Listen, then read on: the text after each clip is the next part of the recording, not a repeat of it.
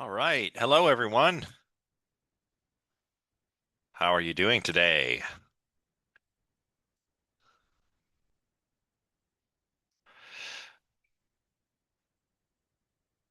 Let's see. Okay, I just have to start my slideshow. There we go. All right.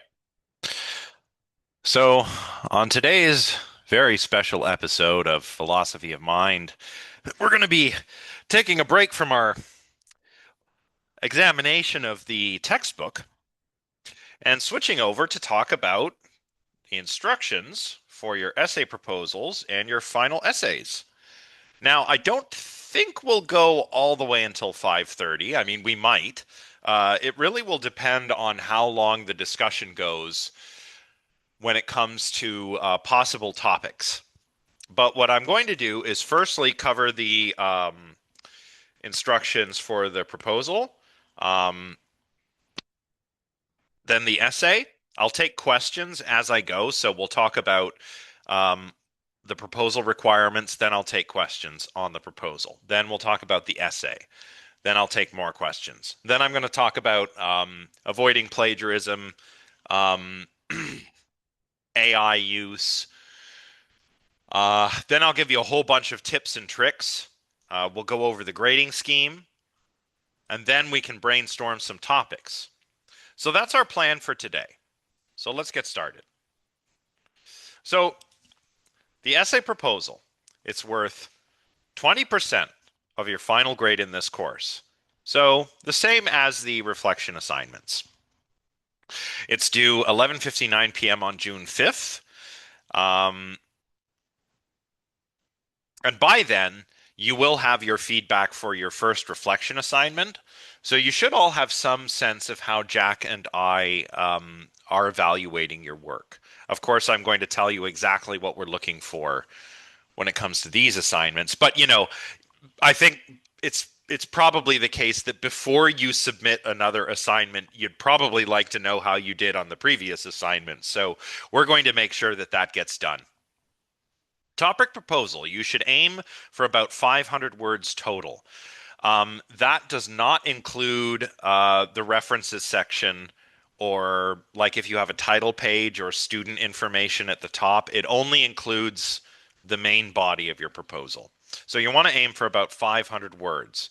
I am going to provide a template. I have not put the template up just yet, but I will right after we finish our lecture today. So when I upload the recording of this lecture to YouTube, I will also upload the template. Now you can find the template in the same spot that you found the template for the reflection assignment. So if you go to, well, let's start from zero, right? Let's go to content, and I'm already on the helpful materials module, but let's say I wasn't. I just go down to helpful materials. Here are those links I've provided. Here's where you'll find the template. I will put the template for the essay topic proposal right here. Um, if you follow the template, you should have no problem with this, but you definitely want to include all of the important student and course information. So that's all there, just like it was in the template for the reflection assignment. You can just delete like student name and put your name, etc. Put your student number there too. Give your proposal a nice, catchy title. You're not married to this title, right? But you want to, start thinking about a cool title for your essay. I think essays should have neat titles. Um, so try and come up with at the very least, a preliminary title that's nice and catchy and really captures what your paper is going to be about. Um, you're going to have to include a references section. There is going to be a place, on the template that says references. References go here. Just delete that. Put your references in. Um, you want to identify, I think, for now, at least three sources that you might want to use. These have to be scholarly sources. Now, I will allow you to use our textbook. Um, but don't cite my lectures. My lectures are not the kind of sources you want to be using. I noticed this as I started marking the first reflection assignment. In fact, uh, there are a number of examples of people citing my lectures when what they really should be citing are the textbook chapters or the primary sources that Kim cites in those textbook chapters. Like, if you can cite Descartes, don't cite my lecture on Descartes, right? Cite the actual primary source or perhaps a secondary source, like a book such as Kim's. Um, of course, you have to submit proof of student work with the final draft of your proposal. And as with the first reflection assignment, I want to see two early drafts in addition to the final draft. Yes, Adrian. Hey, so you say you don't want us to cite you, but do you still want us to reference you though? Same thing. Okay, Don't, yeah. You really shouldn't cite lectures in a university course as a source. And the reason why is that this is a research essay, right? So you're supposed to be doing research beyond what I'm teaching you about here. okay, So it's okay to use the textbook, absolutely. It might be okay to cite me if you're talking about something specific to the lecture, but really that's more of like the reflection assignment sort of thing where you might be responding to something we talked, maybe something comes up in one of our lectures. An interesting discussion, and you think of a cool way to contribute to that. Sure, then cite my lecture then. But for this essay, you don't want to be citing my lectures or my PowerPoint slides. You want to go with scholarly sources. Those are sources produced by scholars, right? So books, book chapters, research papers, argumentative essays, etc. Um, okay, so back to the proof of work. Yes, I want to see two early drafts plus the final draft. That's three in total for the proposal. If you don't submit the proof of work, it's an incomplete, which amounts to an automatic zero. And I will not chase after people if they have forgotten their proof of work, right? If you've forgotten your proof of work, I'm not going to send you an email and say, hey, send me some proof of work. Um, we just don't have time to do that. So it's very important for you to remember to submit the requisite proof of work. Otherwise, it's an incomplete assignment and therefore a zero. Also, anything submitted late will be penalized at 10% per day. So, let's say you would have got, I don't know, like an 85 out of 100, but it's a day late and you didn't request an extension. Now you're at a 75, and so on, 10% per day. Now, I'll remind you all, I'm pretty accommodating, right? As I mentioned last time, there were many requests for extensions for the first reflection assignment. I think some people were ill, some people were juggling other summer classes and other commitments like a summer job. I understand if you need more time. I ask that you firstly just let me know. And also, of course, I think this should go without saying, but I'll say it anyway. Um, don't abuse my accommodations, right? Like, you don't want to be sending an email like, "Oh yeah, my I'm so sick." 10 minutes before the assignment is due. Um, I did get a couple of those too. In future, moving forward, I don't think I'll grant extensions in those cases. Um, because like I trust that most of you are honest when you request an extension, even if it's due to something like stress. If you're feeling overwhelmed or overburdened, tell me that. I'll probably give you an extension. um, just yeah, don't abuse don't abuse these accommodations. Um, be honest. Don't be afraid to reach out early. Don't leave it to the last minute. Um, as long as you do that, you need an extension, I'll probably give you one. Okay, so again, I don't have the proposal template up right now, but when I upload it, you'll see that it's kind of divided into these three sections.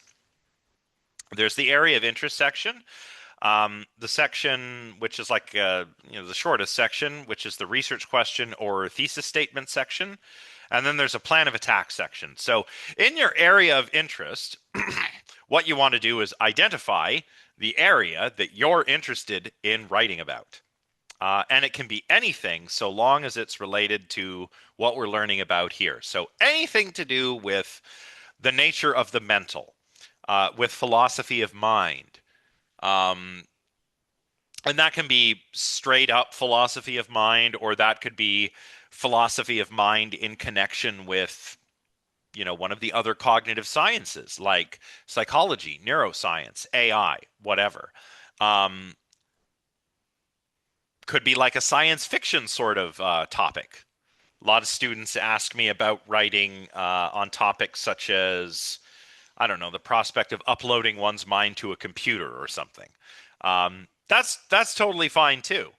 Although I do have a little sci-fi rule of thumb, right? If you use an example from your favorite sci-fi movie or Star Trek, like an episode of Star Trek you really like, or a video game or a book, whatever, you've got to make sure that you tell me at least, or well, not at least, as much or more about the philosophical and the scientific stuff as you do about the piece of media that you've chosen.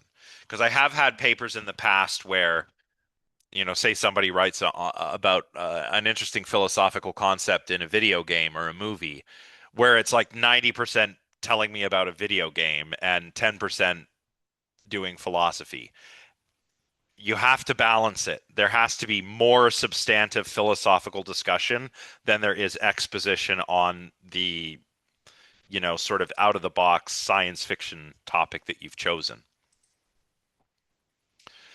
You could talk about the same topic, um, I suppose. I'd like to see a diversity in terms of what you discuss across your various assignments. Uh, so I suppose it depends. Maybe talk about the same topic but approach it from a different angle. That might be okay.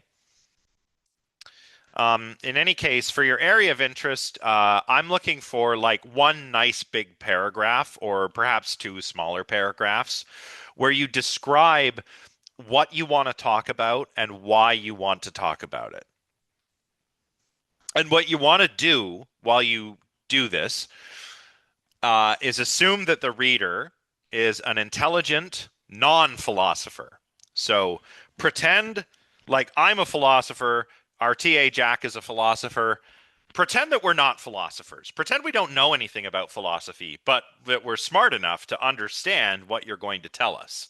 And use that sort of perspective um, to gauge what you need to explain to us. So, like, oh, Josh doesn't know anything about substance dualism. Well, I'm going to write about substance dualism. Now, substance dualism is associated with Rene Descartes. Rene Descartes thought there were two substances, thinking substance and extended substance. He thought they interacted in the pineal gland, et cetera, right? Like, give me like a paragraph or two that explains what you're going to talk about, why you want to talk about it. Okay, questions. Yeah, yeah, Grant, totally. You can write in a kind of like, I don't want you to write it like you're writing like a blog or something. Um, but you can use a little bit of like narrativity if you want to. Yeah, I think that's fine. Just make sure that your tone is still somewhat academic, right? In the sense that it's like still formal. Um, but yeah, like if you can write the way Descartes writes in the Meditations, you can write the way Kim writes in the textbook. Um, there's more than one way to do this, right? And some people like to play around with different writing styles. Like if people don't get the chance to write very many essays, they might want to have fun with the voice that they use in an essay like this one, and I think that's fine. Um, okay. Then, after you've got about a paragraph, like again, one nice chunky paragraph, 200 to 250 words, or maybe two smaller paragraphs, same number of words. Then you're going to give me your research question or your thesis statement. These are really just two different ways of doing the same thing. A research question might be something like I have here on the slide. Is substance dualism a good way to explain the mental? Now note, if you go with the research question approach, you also have to tell me how you're going to answer that question. Your answer can change, right? Maybe as you're writing your essay, you change your mind and you think, well, I thought substance dualism was a good way to explain the mental, and that's what I was going to argue, but now I think it's not. That's fine. You can change your thesis, or the answer to your research question. I'm just telling you, if you use the research question approach, you cannot just give me the question. You have to also tell me how you think you're going to answer it, because your answer is your thesis statement. If you don't want to formulate a research question, you can just give me the thesis statement. Like, I will argue that substance dualism fails as a theory of the mental. That is a thesis statement, but you can frame it with a research question if you want. You really, really need to have this. So, not only do you want a substantive paragraph for your area of interest, right? You don't want to just say something like, I'm going to write about Descartes' substance dualism. That's not going to cut it. If then you give me the question: is substance dualism a good way to explain the mental? You got to also give me the answer, and then after that, you're going to sketch out a plan of attack. Matthew says, "Can I write an essay just laying out the arguments on a question and come to a tentative conclusion that isn't firm? Like, I want to write about the potential existence of an intangible soul, but that's kind of impossible to confirm or deny, obviously." Yeah. You want to be able to come to a conclusion. Um, and you want that conclusion to be as convincing as it can be. So, as you're picking a topic, I would encourage you to think about that. Like, if you want to write about the existence of a soul, and you want to argue that, sure, in some sense there is a soul, you have to make that as convincing as possible. And I will say right out of the gate that arguing for substance dualism is not going to do that.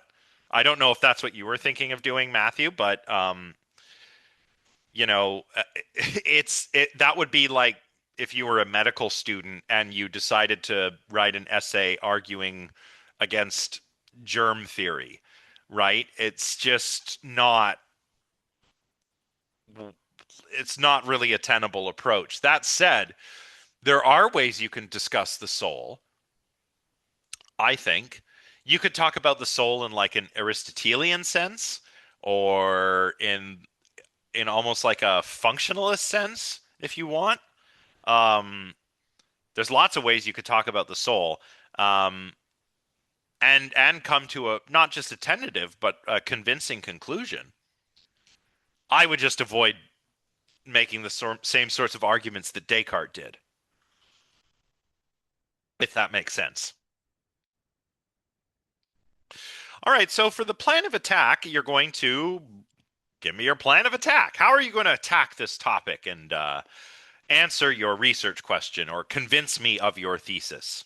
Convince me of the truth of your thesis. How are you going to do that? Again, you're aiming for about a paragraph. I'd say 200 to 250 words.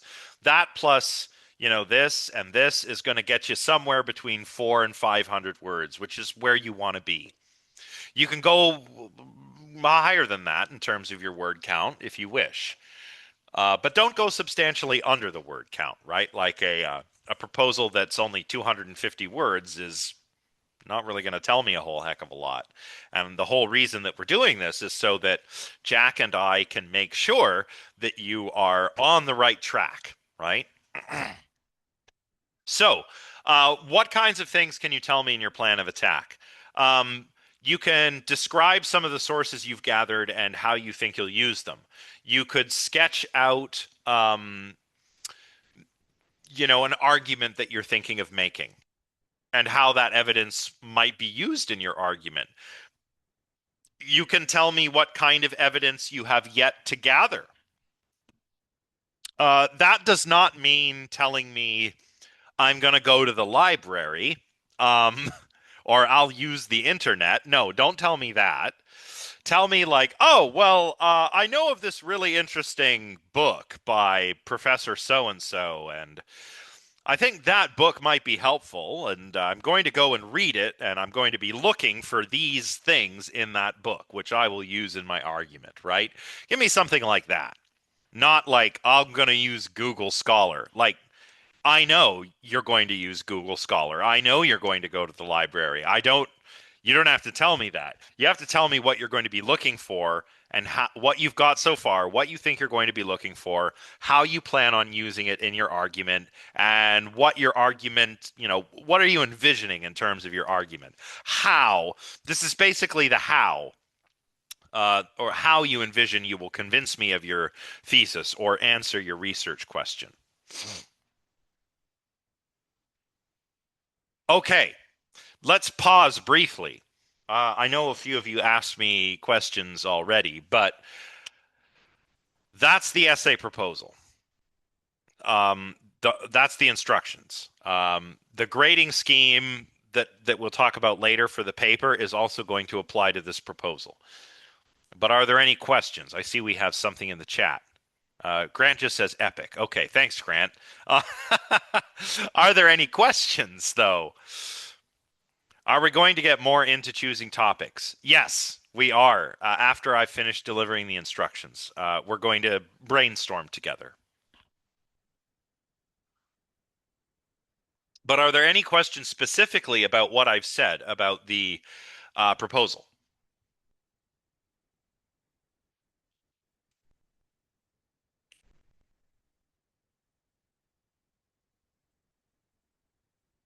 Okay, I guess not. Well, let's talk about the essays. So the essays are due on 11:59 p.m.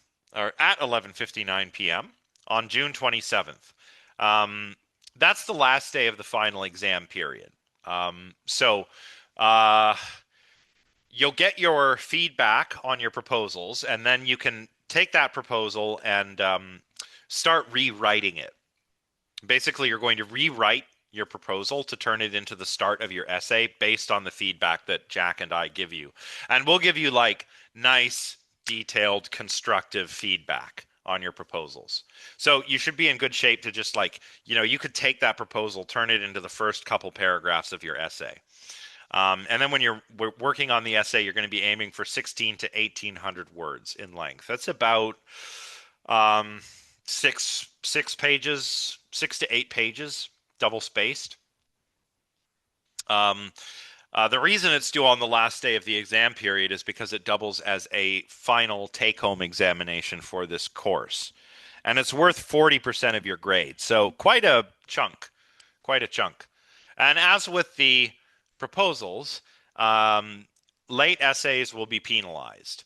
Um, because it's a final exam, there's less I can do in terms of offering extensions, right?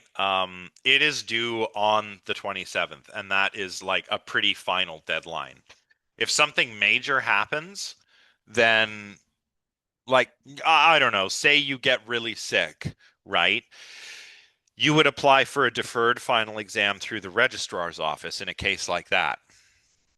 And then you'd have quite a bit more time to finish the assignment. Um, but there's not a whole heck of a lot I can do in terms of extensions beyond that because it is a final exam. Um, and I only have a limited amount of time to get everything marked and have the grade submitted on time. So I'll do what I can. Maybe if you need a day or two, maybe I can swing that. But anything major, definitely apply for a deferral. If I don't receive any requests for accommodation, it's a penalty of 10% per day. Before, well, well, I don't think I've said that yet, Tyson, but I mean, generally, we try to aim for a 2 week turnaround time. I can guarantee that you'll have the feedback for your proposals before the last day of class, um, and likely even earlier than that, um, because I want you to have as much time as possible. Of course, you must submit proof of student work. And if you take a look at the policies on this in our course outline, in fact, we'll look at some of these policies in a moment. Um, you'll see that while I require two early drafts plus the final draft for the proposal and for your reflection assignments, when it comes to the essay, I want three early drafts plus the final draft. So just so that we're clear. How do you write? How do you format this essay? How do you begin writing it? Well, as I said a moment ago, start with your essay proposal.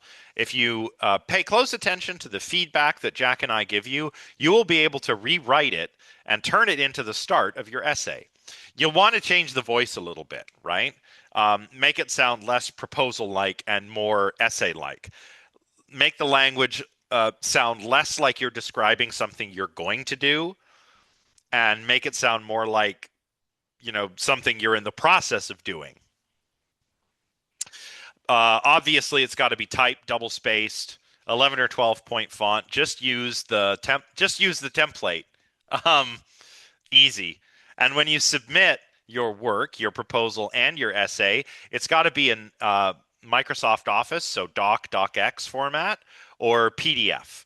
Um, I cannot open other files using Brightspace. So make sure you submit in the proper format.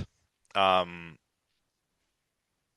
of course, you need to include a references section for the final essay. I mean, hopefully you've got at least three sources for your proposal. For the final essay, I'm kind of hoping you have at least five or six, and that's doable. That is very doable. Of course, everything's got to be cited properly. So you need proper um, references. So whatever style you choose, I recommend APA. So say you choose APA, you need your references to be properly formatted, and you also need to be using in-text citations. So that's very important in order to avoid plagiarism. This is the plagiarism policy statement, which you can find in the course outline. So I won't go over it. Word for word. Just pardon me. Sleepy. Um, just know, as I mentioned, I think on our welcome and course overview lecture, plagiarism is not really something I can deal with on my own. If I find an interest or an instance of suspected plagiarism, I have to fill out an academic misconduct report, which goes to the chair of the department, and then it goes up to the associate dean.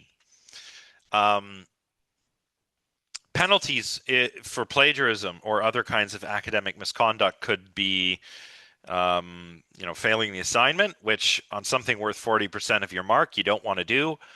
Um, or if it's not a first offense, like if it's a second or third offense, I believe the consequences become more severe. So it can include like failing the class, um, all the way up maybe to being removed from your program. Um, and also, academic misconduct reports go on your transcript. So just like all your grades, all your scholarships, and all of that stuff goes on your transcript. So do academic misconduct reports. So that's going to follow you around. Always remember, when in doubt, cite. Whenever you're whenever you're quoting or paraphrasing, cite. Whenever you're referring to an idea that is not yours but comes from somebody else, cite it. Right? That is the best way to make sure that you don't accidentally plagiarize something. As I mentioned again in that first lecture where we went over the course outline, I understand the difference between plagiarism and improper citation. I'm not going to send you to the dean's office for improper citation. But you really do need to make sure that you cite things properly. That's why I've provided the link to Purdue University's online writing lab in the helpful materials module. It has lots of different style guides. Again, I recommend APA. You can use whatever style you want, but APA is pretty good. Read the style guide. Read about how to do in-text citations. Read about how to format your sources in your references section. Like, you've got to do that work on your own. Um, so that's important for avoiding both plagiarism but also improper citation. Citing things properly also makes it very clear which ideas are your own and which are not.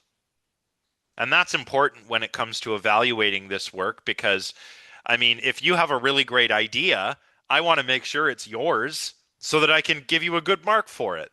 So, when in doubt, cite. So, when quoting, paraphrasing, or referring to any idea that is not yours, cite it. And read how to cite things properly in text and how to format your references on Purdue University's online writing lab or OWL. And of course, if you have any questions at all, talk to me. Ask me the questions, okay? Um, these are some of the things that would count as like outright plagiarism. Using generative AI to write your essay in whole or in part. Obviously, not allowed. Like, don't even, okay? Just don't even. Uh, I hate to think that, like, uh, there are things that I genuinely like about artificial intelligence, but the damage it's done to academic research and writing really makes me angry. Like, you know, really makes me want to shake my fist. So, no using generative AI to write your essay in whole or in part, like to do any of the actual writing. There are a couple of things I will reluctantly allow you to use it for. I'll tell you about those things in a moment. Reproducing or paraphrasing portions of someone else's published or unpublished material, um, regardless of the source, and presenting it as your own. So, presenting other people's ideas, research findings, etc., as your own. You need to, if someone else's ideas are someone else's, you got to cite that someone else. Otherwise, it's like you're stealing their work. Submitting any kind of essay or take home, anything written by someone else. So if you get your friend from another class to write your essay, or if you pay some poor graduate student on the internet to write your essay, and I find out, that's certainly plagiarism. Using any quotations, paraphrasing, concepts, ideas without appropriate acknowledgement. You don't have to cite, like concepts that we all agree on, like substance dualism. We all know what that is. If you're going to explain, oh, substance dualism is the view that there are two distinct kind of substances, mental substances and material substances. You don't need a citation for that. We all know that. But if you want to cite something particular that Descartes says about these substances, then you got to cite Descartes, right? Using another's data or research findings does not really apply here because we're not really doing anything empirical, but um, say you cite a scientific study or you give me an interesting statistic, you need to cite the source for it. Um, Failing to acknowledge, I mean, this is improper citation right here, failing to acknowledge sources through the proper use of proper citations, or handing in substantially the same piece of work for academic credit more than once without prior written permission of the course instructor in which the submission occurs. That might be like if you took a different philosophy class and you wanted to write about something that's related to the topic that your essay from this previous class was about. I say that's actually fine, but what I will ask you to do is cite your essay. So let's say you wrote a paper last year in, I don't know, my Mind, World, and Knowledge class, and you wanted to carry on with that topic or perhaps even use parts of that essay. You can quote yourself, paraphrase yourself, or even use reworked sections as long as you actually cite that work. So cite yourself. That's okay. But don't just take that essay, change the course, and submit it for credit here. That would be plagiarism. Um, so again, when in doubt, cite. I can't stress this enough. APA is a good citation style to use. I recommend that you use it. Um, there are other styles you can use. MLA, Chicago, Harvard. I've even had students using IEEE. Whatever you want, just be consistent. Make sure you're not mixing up styles. Here's the link to Purdue's OWL. Um, Whenever you're quoting or paraphrasing something, make sure you use author's last name. This is APA, right? So author's last name, year of publication, page numbers. You see this in my slides, right? I have Kim 2010, page 93 when I'm quoting. If I quote something immediately after from the same page, I just put ibid, which is Latin for ibidum, which means like, I'm citing the same source that I just cited. Again, when referring to any idea that isn't your own, use in-text citations to cite properly and make sure you have full. I've put bibliographic information, references section, bibliography. By the way, some of you, what's the difference? What's the difference between a references section and a bibliography? I'll actually allow you to do either one, whatever one you want to do. You can do references, you can do bibliography. But what's the difference? Anybody know?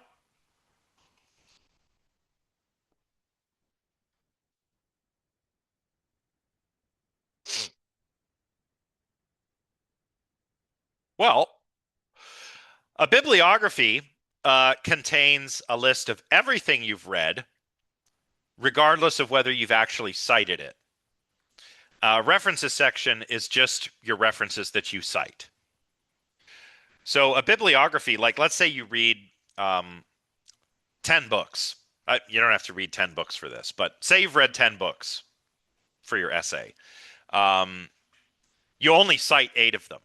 But if you've got a bibliography, all 10 of those books go in the bibliography. If you have a references section, only the 8 books that you've cited would appear in the references section. So you can do either one. Here's the policy on the use of generative AI. Oh, Adrian, go ahead. So would we cite your lectures in the bibliography? No, no, no, Okay. because in either case, I want scholarly sources. Okay. Yeah. So there's no need to cite my lectures. Yeah. Okay. Policy on generative AI. Generative AI, so ChatGPT, Claude, however you say it, Grok, whatever, Google Gemini, I forget all of them. Do not use them for this assignment or any other assignment unless you're using it for the following: coming up with a possible topic or conducting research. And again, this is allowed, but I actively discourage it. So you can use AI to come up with an essay topic if you want. You can say, hey, ChatGPT, I'm taking a philosophy of mind course and I'm having trouble coming up with a topic. Can you suggest 5 possible topics for me? And it'll give you 5 perfectly okay topics. And you could pick one of those. If you do, just make sure that you describe the topic in like in your area of interest section in your own words. Don't just copy and paste it out of Chat GPT. Um, and I want you to acknowledge that you've done this. So if you spoke with some AI virtual assistant and you used it as a sort of sounding board, um, I just want you to acknowledge that you did that. However, I discourage doing this because I think that I think that what you need to do is, in addition to learning more things, developing your research skills, your writing skills, and your critical thinking skills, an essay is also an opportunity to up your creativity. So when you're coming up with a topic, you have to try to be a little bit creative. And I think that relying on AI as a sounding board takes that opportunity away from you. So while I technically will allow it, I discourage it.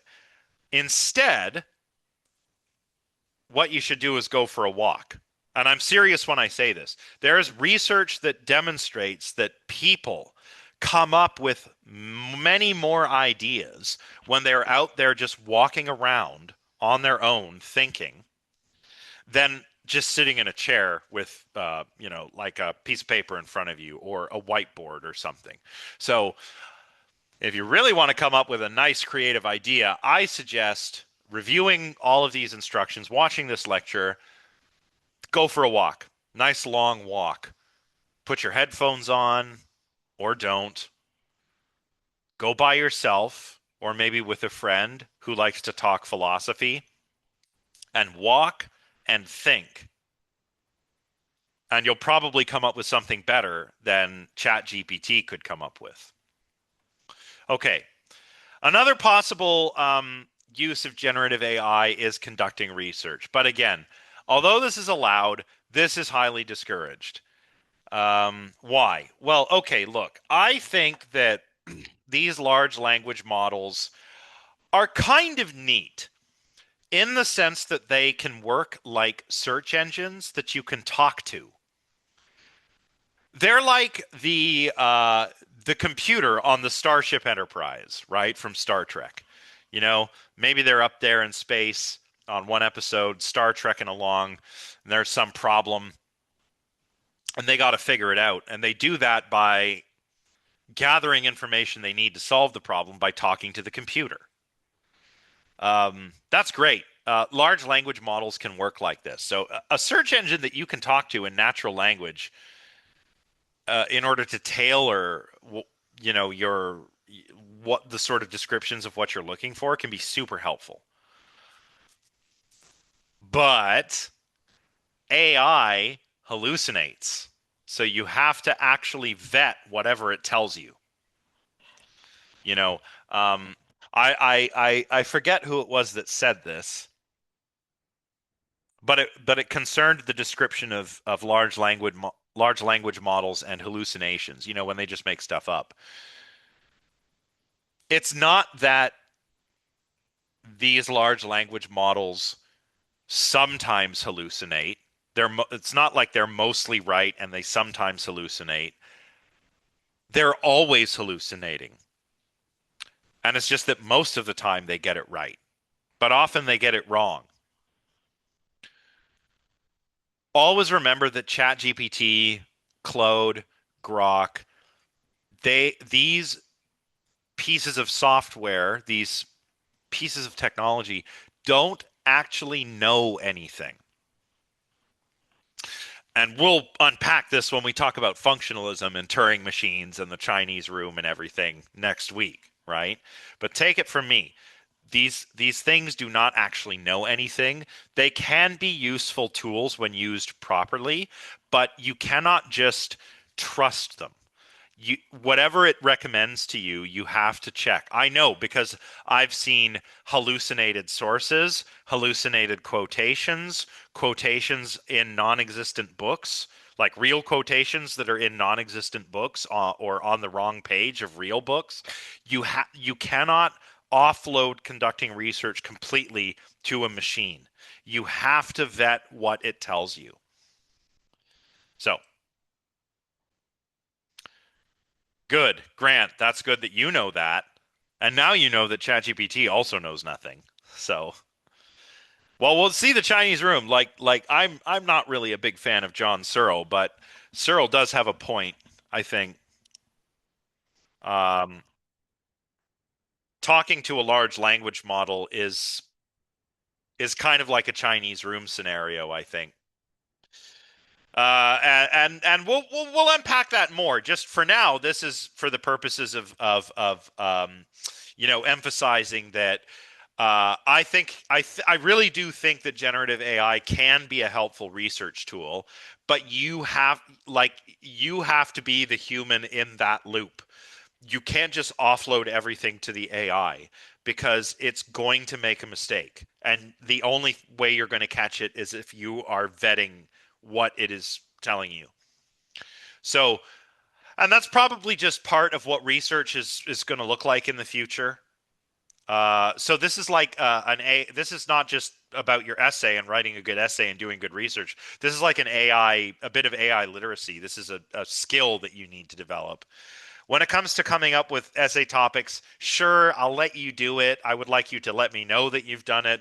But I really think you ought to just go for a nice long walk and think about philosophy and come up with a topic that way. All other use is unauthorized. And this unauthorized use of generative AI, as I say here on slide 9, will be treated as plagiarism and prosecuted accordingly. This is why I reserve the right to ask you for evidence of your work, including notes, rough drafts, video recordings, photocopies, or screenshots of the cover page and first cited page of each reference source, or any other material, any and all other material I deem relevant for this assignment. I also reserve the right to ask students to explain the steps they took when completing any assignment in this course, which may include quizzes. We don't have quizzes. Essay topic proposals, final essays. For the final essay, once again, all students will submit 3 drafts of their work. Only 2 drafts for the proposal, but 3 for the essay, in addition to the final drafts, in order to demonstrate the incremental progress you've made while working on your assignments. Failure to submit this proof of work results in an automatic 0. Um, some other things to be careful of when it comes to generative AI. Obviously, you can't use it to write your essay. That would just be plagiarism, and that's why I asked for proof of work. What about editing? No, don't. Don't do it. Don't do it. Why? Well, okay, so a lot of applications like Grammarly, for example, have started to incorporate generative AI into their products. But it might accidentally plagiarize something in rewriting or rephrasing something you've written. It might rewrite it in a way where it's just regurgitated something from its training data. There's a lot of intellectual property lawsuits going on against companies like OpenAI because it is alleged that a lot of the time, not an insignificant amount of the time, what these models actually um, write when you ask them something is not really all that generative. Um, Sometimes you get like just word for word chunks of data that it's been trained on that it spits out as if it's written something on its own. So there's a risk you might accidentally plagiarize something. So um, again, just to reiterate, just to make sure it's absolutely crystal clear, you can use generative AI as a sounding board to try and come up with a topic, although I want you to acknowledge that you've done so if you decide to do that. And I would encourage you not to do that, but to use this. This is what you want to use. And if you're using it for research, you have to use your own human research skills, your own critical thinking skills, etc., to check that what the AI is telling you is accurate. Um, I would rather you not, Kira. I mean, I guess you could, but again, look, I know like if you give it your essay and it says this essay sounds good, that might feel nice, but these things don't know anything. They they're like very sophisticated predictive text. They take your based on the training data and the prompt you give it, it builds its response one word at a time, just based upon which word is statistically the most likely to come next in the sentence. So it doesn't know anything.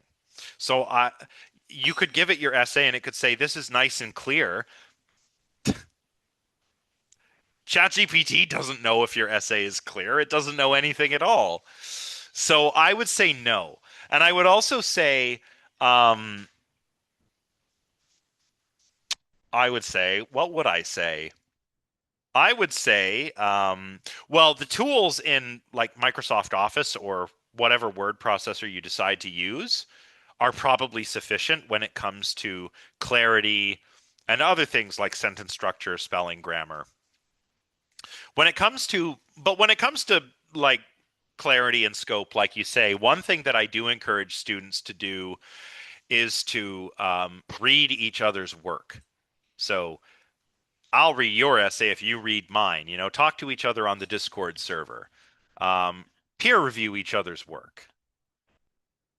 And give yourselves a little acknowledgement, right? Like maybe Kira reads Adrian's paper and Adrian reads Kira. Give each other an acknowledgement. Thank you to my colleague so and so for reading over my paper and giving me some helpful tips and tricks. That's fine.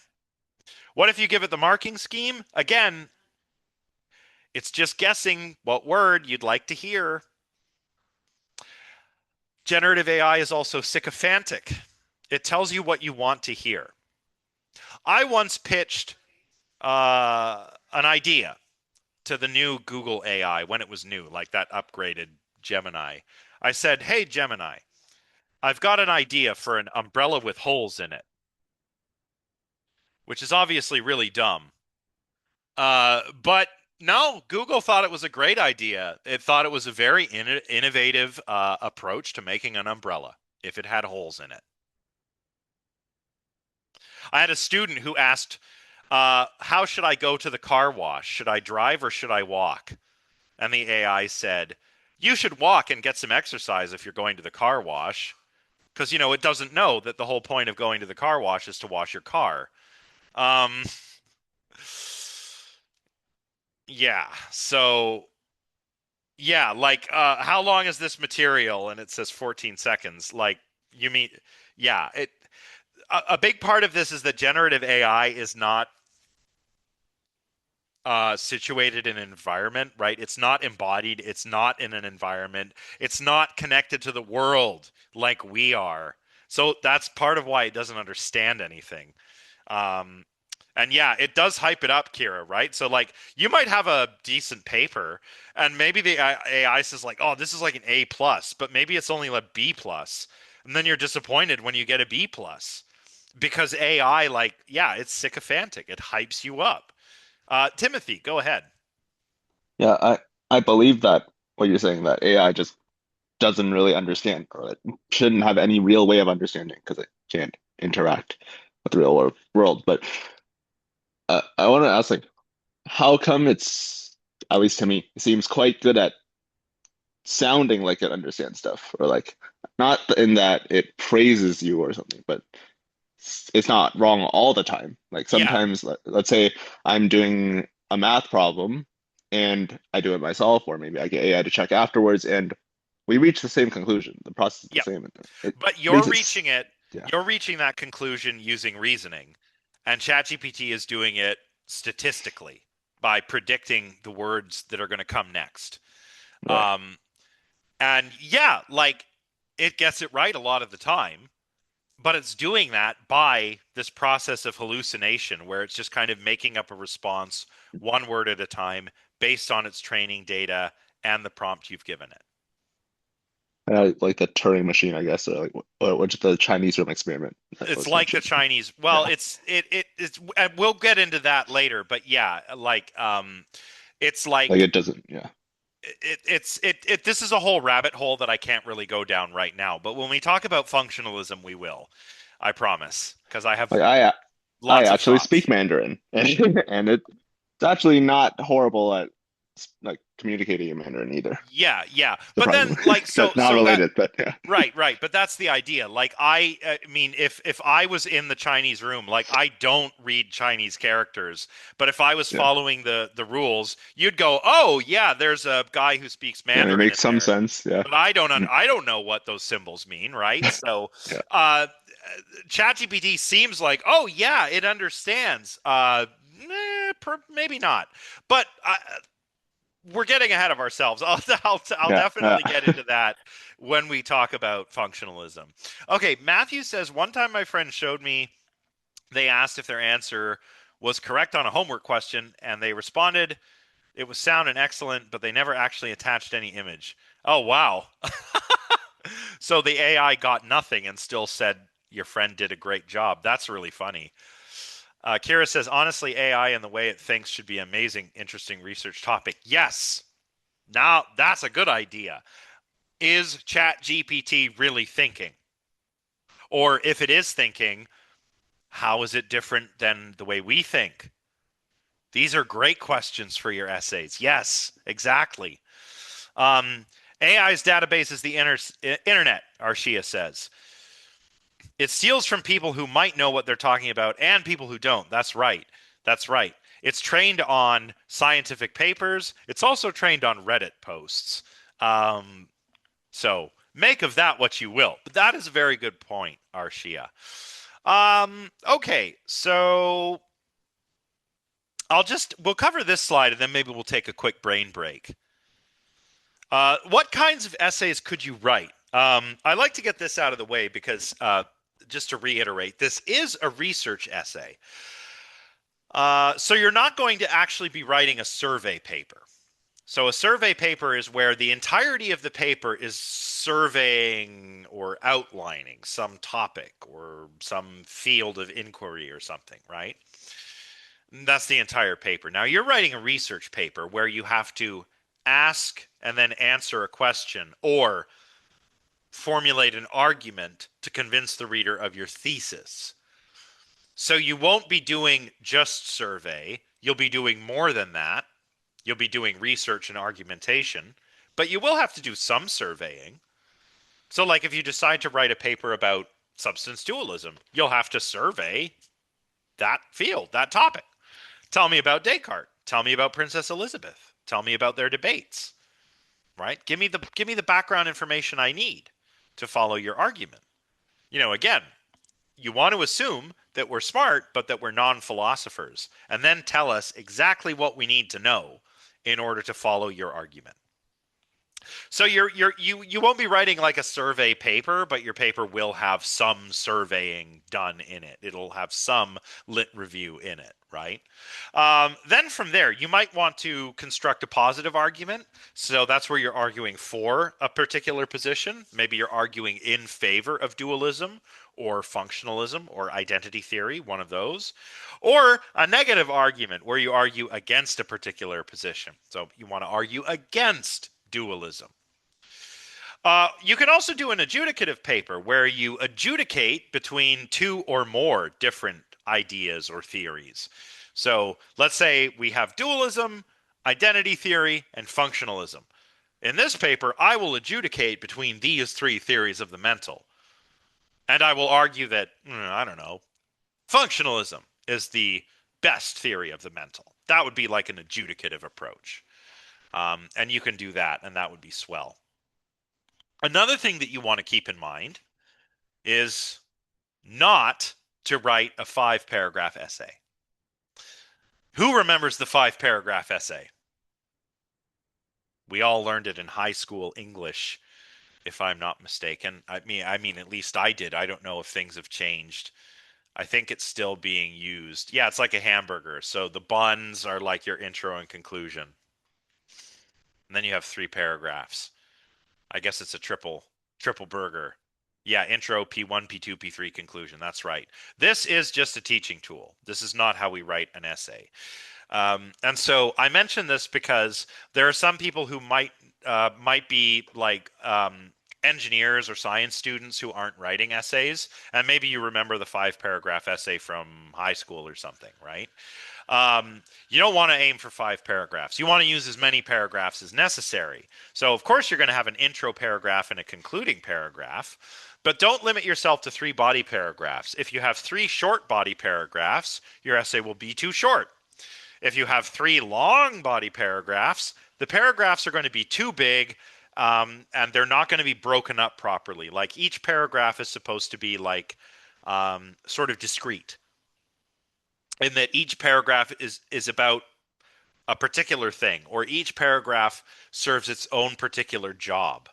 Uh, I like to think of paragraphs as a stage or a step in your argument. So if the foot of the staircase is your introduction, each paragraph is a step up the staircase until you get to the conclusion at the top. So use as many paragraphs as you need to. Your paragraphs are like, use one for your introduction, then maybe 1 or 2 for literature review to review some different ideas. Maybe explain dualism in one paragraph, functionalism in another paragraph, or explain Descartes in one paragraph and Princess Elizabeth in another, depending on your topic. Paragraphs could explain a premise in your argument. Again, for your example of the, like for an example of this, look at how Kim writes. You can see that his paragraphs, each paragraph has a job to do. One might explain an important concept. One might explain a premise in an argument. One might be a counterexample to something that someone else has said, right? Each paragraph is a discrete step in your essay toward the conclusion. All right. It's 3:35. I think we should take a 15-minute brain break before before I talk about this next stuff. What do you think? Good idea. All right. That's what we'll do. So I'll see you in about 15 minutes.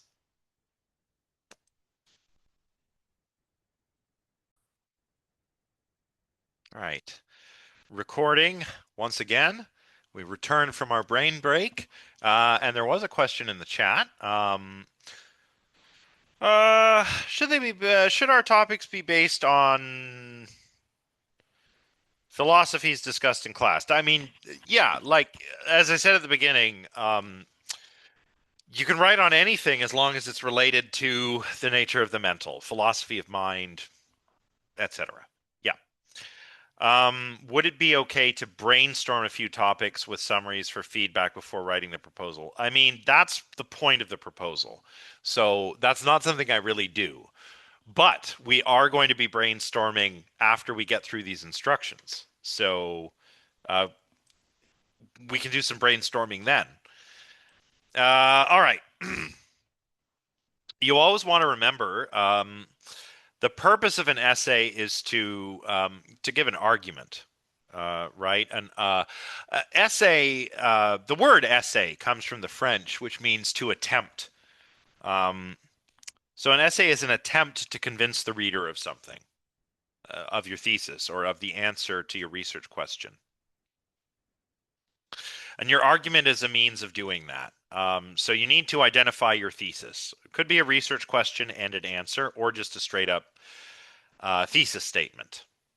So a single sentence that communicates what you are going to try and convince the reader of. An argument. Excuse me. Oh, sorry. I'm yawning a lot today. An argument is a means of convincing somebody of your thesis using good evidence and sound reasoning. And good arguments consist of premises and conclusions, right? You can see this in our textbook. The way Kim does it is pretty formal. He has premises and conclusions all clearly laid out, and then he explains and analyzes the premises and the conclusion. Try and follow that example. You want your argument to be nice and straightforward, nice and clear, nice and concise. Definitely try and use proper reasoning and avoid informal fallacies, as well as unclear writing. Um, so informal fallacies, the sorts of fallacies that you'd see in, outside of formal logic. These are things like straw man arguments, ad hominems, genetic fallacy, natural fallacy, begging the question, these kinds of things. You want to avoid those. Um, and you want to make sure your writing is nice and clear as possible. Um, Often, I think, well, not too often, but sometimes I think students try and sound more technical by using lots and lots of big words, and that's not necessarily a good approach. Um, you want to try and simplify if you can. That's why it's important to. That's one way you can make your writing nice and clear. Um, so you again, you can also do the research question and answer approach. You still need to argue and do a lot of argumentation here because, as I said earlier, it's just a different way of framing a thesis statement, really. Um, so give me your research question, tell me how you're going to answer it, and then the rest of your paper is really about convincing me that you've answered your question correctly. Um, when you're rewriting your proposal, I would turn the proposal into the introduction of your paper, the first one or two paragraphs. So introduce the topic, your research question, whatever it is that you're going to be discussing, set it up for the reader. Maybe your second paragraph can be like a revised plan of attack section. Um, the body is where the actual arguments happen. And again, you want to think of each paragraph as like a step toward your conclusion. You might explain one of your premises. You might explain a piece of evidence. You might explain a concept that's important for the reader to know about. And then the conclusion is going to be a restatement of uh, your intro, just rewritten to sound more like a conclusion, right? Summarize everything you've discussed. Restate your thesis, come to your conclusion. Make sure that your thesis is there in the introduction as well as in the conclusion. Some people write essays that start off without any clear thesis statement, and then by the end, they've somehow arrived at a clear conclusion. That should be in the beginning of the paper as well as a thesis statement or as the answer to your research question. Yeah, as I said earlier, you want to go for clear language, and the best way to do that is to be simple. To paraphrase Albert Einstein, try and be as simple as possible, but no simpler. I haven't written an essay in a long time. But do we also want to avoid using personal statements like I believe? I believe is fine. I think is fine. I argue is better. Um, in my opinion, no. You want to like you want your writing to be like strong in the sense that it's like you're like confident in your attempt to convince me of your thesis. So you can say I believe and I think, but don't be writing like in my opinion. You're not giving me your opinion. You're trying to give me an argument. You're trying to show me that you have a correct belief, not just an opinion, right? So the one that I would really avoid is like in my opinion, dualism is a good theory of the mental or is not a good theory of the mental. No, no, no. I believe or I will argue that dualism is a good or bad theory of the mental. It's not all about mastering rhetoric. In fact, rhetoric is don't lean too don't be all about the rhetoric or you'll sound like a sophist, I guess. Um you do need to sort of signal with your language that you are confidently delivering your points. But this also isn't like debate club, right? You also have to actually have good reasons that support what you're saying. Um, so aim for simple language. Don't just try and sound smart by using a lot of words or big words. Um, Again, keep things simple as possible, but no simpler. Use the dictionary and use the thesaurus. But, and I really can't emphasize this enough, the dictionary and the thesaurus should be used as guides, not as sources. So if you're citing some information about some important concept, like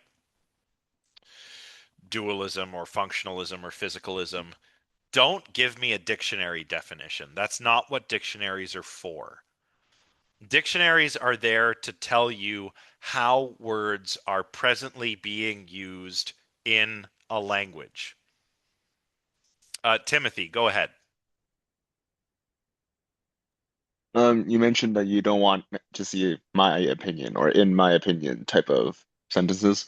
Mhm. What about like my conclusion for something? Yeah, you can. I That's fine. therefore conclude Yeah, that okay. Like blah based blah on blah. like as the last paragraph, I mean, like Yeah, my conclusion for this. yeah. Just Okay. look. All this is to say is like, don't frame your essay as the delivery of an opinion. It's an argument, not an opinion. Right. Opinions could be right and or they could be wrong, but the thing about opinion is that they're mere belief without necessarily having supporting evidence, without having good reasons for those beliefs. An Right. argument gives you reasons to believe what Hmm. the argument is saying. So that's why you want to avoid framing it as opinion. Got it. Thank you. No problem. All right. So again, use the thesaurus if you are overusing the same word and you want to pick a different synonym that, change it up a bit. Use the thesaurus. If you want to make sure that you're using a word properly, use the dictionary. Um, do not cite these as sources. They are not sources, they are guides. Make sense?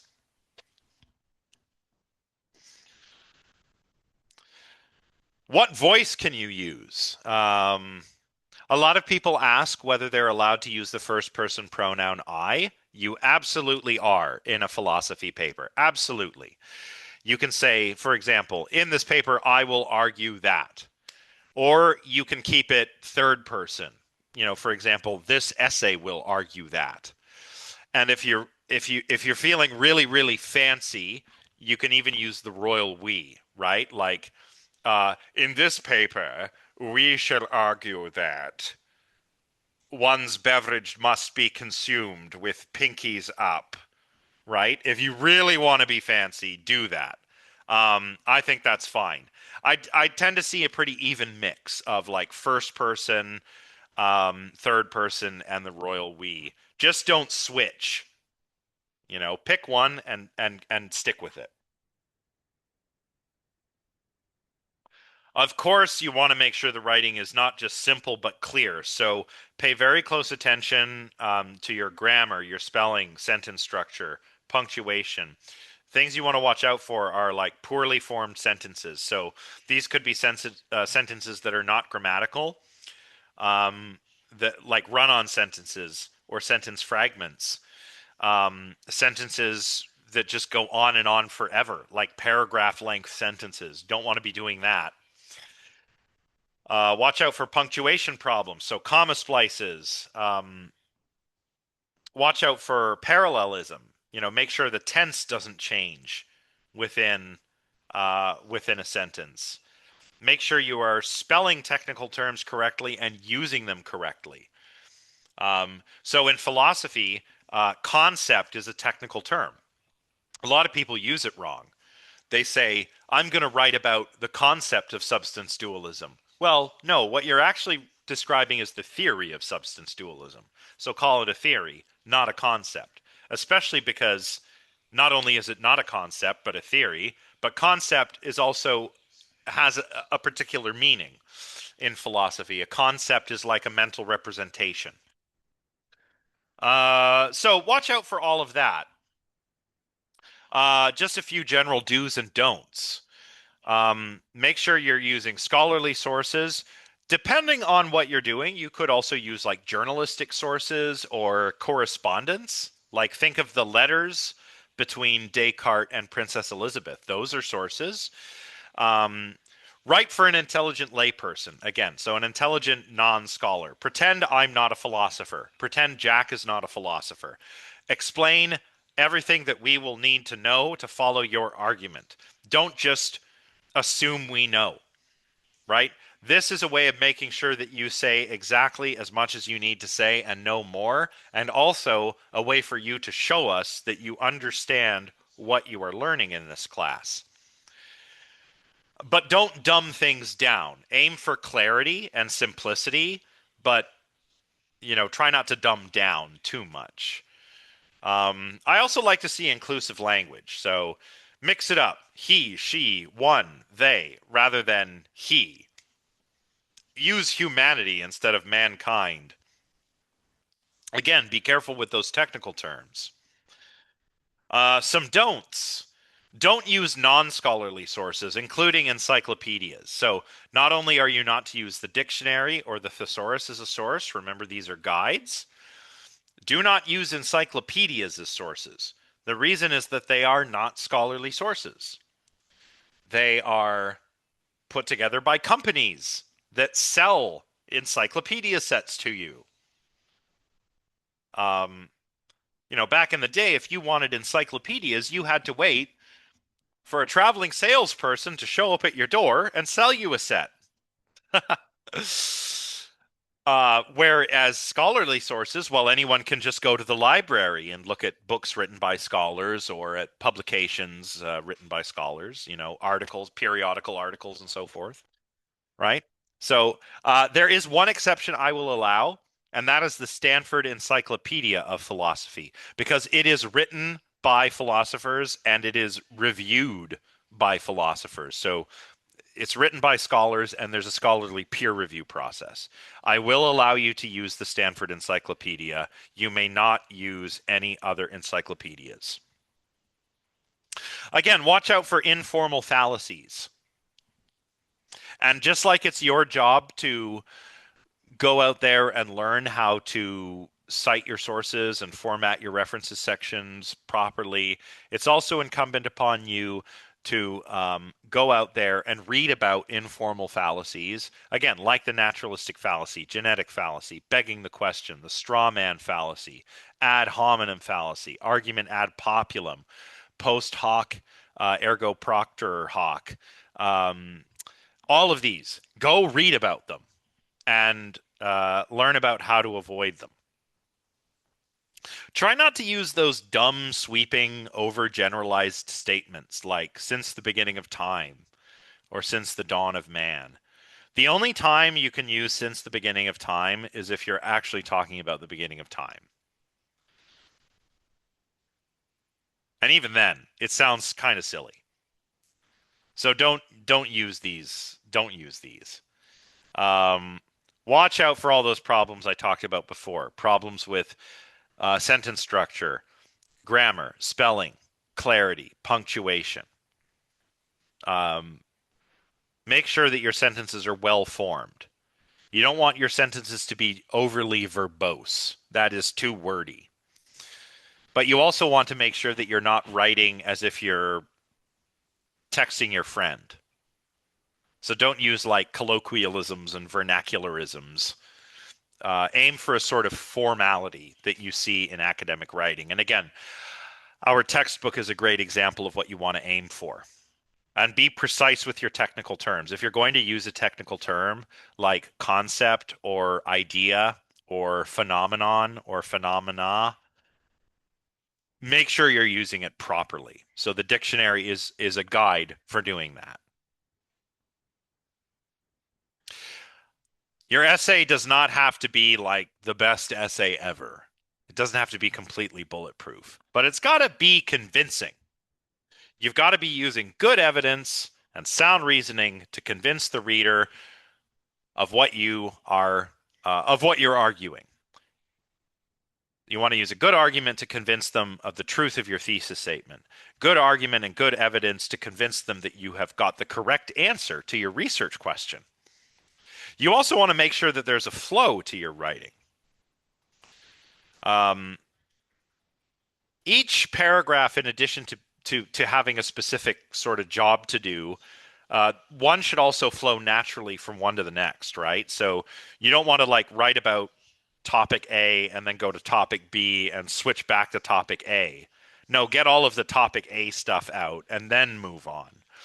A good way to do this is to read your essay out loud to yourself. This is a really good way to improve the flow and also to catch any errors, spelling, grammar, sentence structure, whatever kind of errors you might have made. You can also have a friend do this too. Um, I suggest you peer review each other's work. Get in touch with one another over the Discord server. Talk to one another. You read my essay, I'll read yours, right? That kind of thing. That's fine.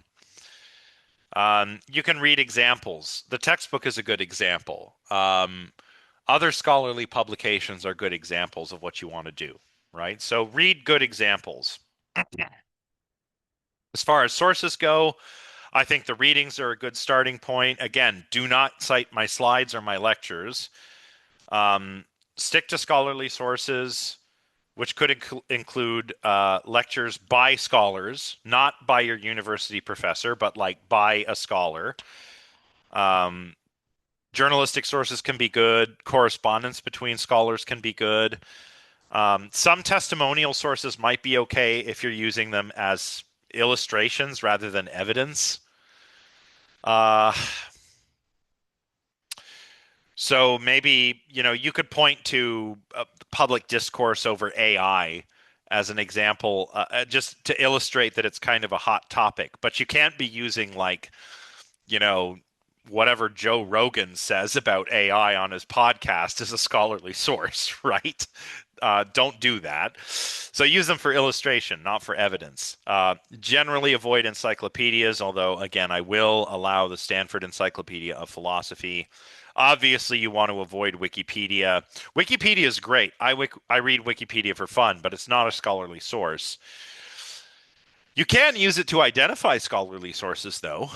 You might read an article on philosophy of mind and learn about a new thinker whose work you could go read. Or you could go down to the references section in the Wikipedia article. Maybe there are some good scholarly sources there that you can check out. But the Wikipedia article itself cannot work as a source.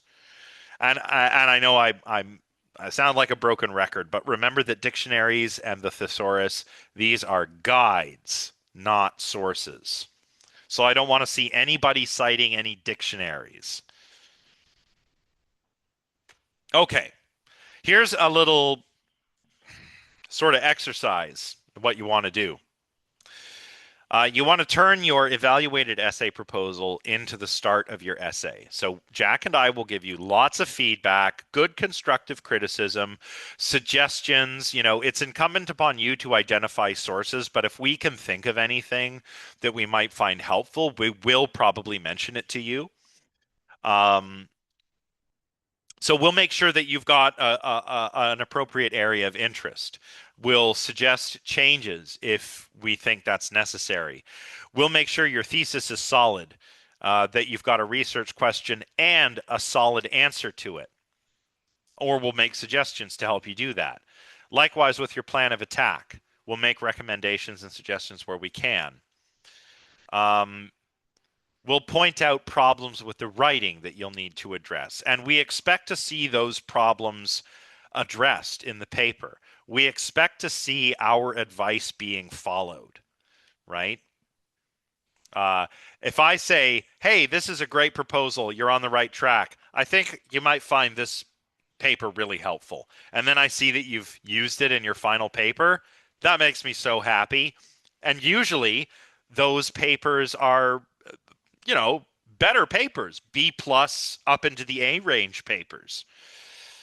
If I see the same sorts of mistakes happening that I pointed out in my feedback on your proposal, that could be a low B, C range, maybe even D range, right?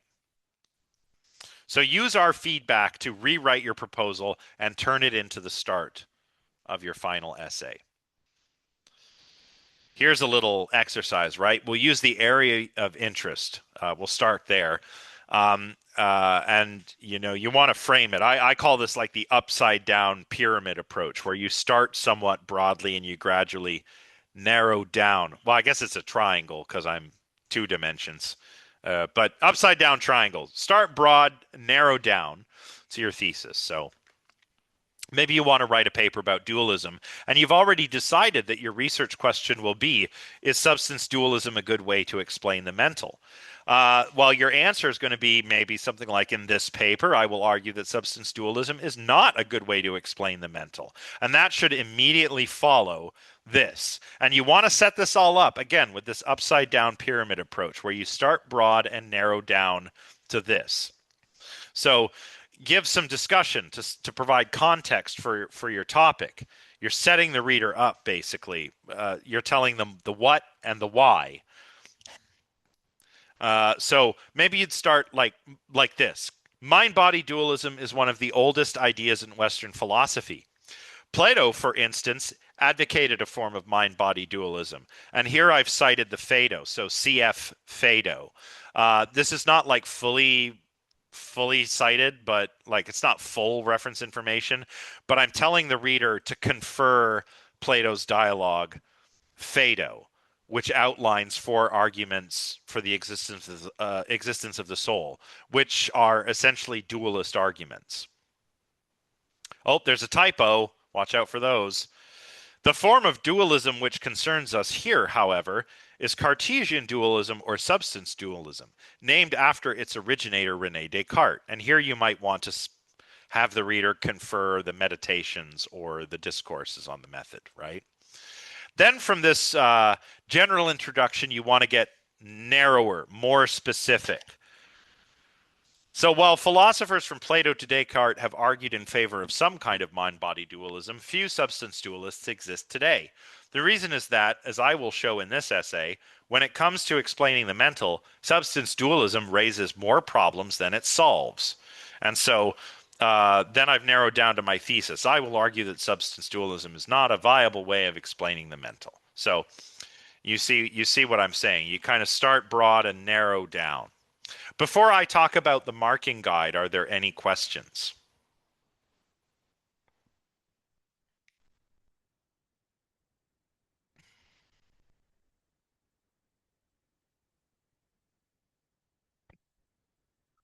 Well, this marking guide is quite similar to the marking guide for the reflection assignment. So I won't spend too much time on it. Remember, this goes for the proposals as well as the essay itself. So a paper in the A range is going to be excellent. Paper in the A range has a really nice original thesis, meets or exceeds the word limit with absolutely no unnecessary repetition. You really want to watch out for unnecessary repetition. The argument is good. There are no errors of reasoning. There are no big issues with spelling, grammar, or sentence structure. There might be a typo here or there, but nothing crazy. You use the proper sources, you cite them all correctly, and you use those sources in a way that demonstrates that you really understand what those sources are actually saying. You use the sources in a way that demonstrates a mastery of this material. You demonstrate a mastery of not just the sources, but the terms, theories, concepts we've been learning about. So you meet all of the objectives for the assignments, and you do so very well. That's an A range. Remember, a paper in the B range or a proposal in the B range is good, but it could be better. So you've got a good thesis. It's well formulated, it's original, it's good. Maybe could be a little bit better. It meets or exceeds the word limit. Maybe there's a little repetition. Maybe there's none. You got a good argument, but there's a little room for improvement. Maybe there are some minor problems, spelling, grammar, sentence structure. It's very clear, but could be clearer, or it's very precise, but could be more precise. It relies on scholarly sources, which are cited correctly, and you use those sources in a way that demonstrates that you understand what those sources mean. You show a good understanding of the terms, theories, and concepts that we've learned about, but maybe there's room for improvement, either in terms of your understanding or in showing me that you understand. Basically, overall, you've checked all the boxes. It's good, but it could be better. Papers and proposals in the C range are satisfactory, so, they're just okay. Maybe the thesis is poorly worded, poorly stated. Maybe you've got a research question, but the answer doesn't appear until the end of the paper. Maybe you fall a bit short of the word limit. Got some unnecessary repetition. There are some fallacies there, problems with the writing, such that things are less clear than they could be. Maybe you're relying on non-scholarly sources, or you're not citing your sources properly. So instead of using proper sources, you're using YouTube videos and encyclopedias. That's not what you should be doing. Uh, the sources you use, the way you use them demonstrates a kind of satisfactory grasp of the material. Like you kind of have a general idea what what's going on, but it's not really clear that you've mastered the material. Likewise with the terms, theories, and concepts that you employ. Like I'm like, okay, you've kind of got it, but you don't really seem to have completely got it. That's like a C range kind of level of understanding. So you did a satisfactory job, but there's a lot more room for improvement. A paper in the D range or a proposal in the D range, uh, you have to have done a pretty poor job of following these instructions. So bad thesis or no thesis at all, not very good argument, or maybe no argument at all. Maybe lots of fallacies, short of the word limit, unnecessary repetition, pretty substantial problems with spelling, grammar, sentence structure that make your writing very unclear. Relying on non-scholarly sources or an insufficient number of scholarly sources, or citing all of those properly, or failing to cite them, or using them in a way that shows me that that you really don't understand what the source material is saying. Likewise with the terms, theories, and concepts we've learned. So it doesn't quite fail all of the objectives, but you do a pretty poor job of accomplishing the objectives. Failure, it's pretty hard to fail. I'll probably give you like a mark in the D range before I fail you, because I realize that people do put in a lot of effort and still sometimes don't succeed.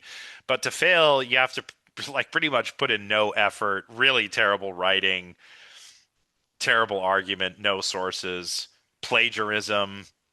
You got to do pretty bad or not complete the assignment to get an F. And again, like with the reflection assignments, a proposal or a paper in the A plus range goes above and beyond. You do everything you need to do to get an A, but you also surpass the expectations I have for a second year undergraduate. You're very original, very creative.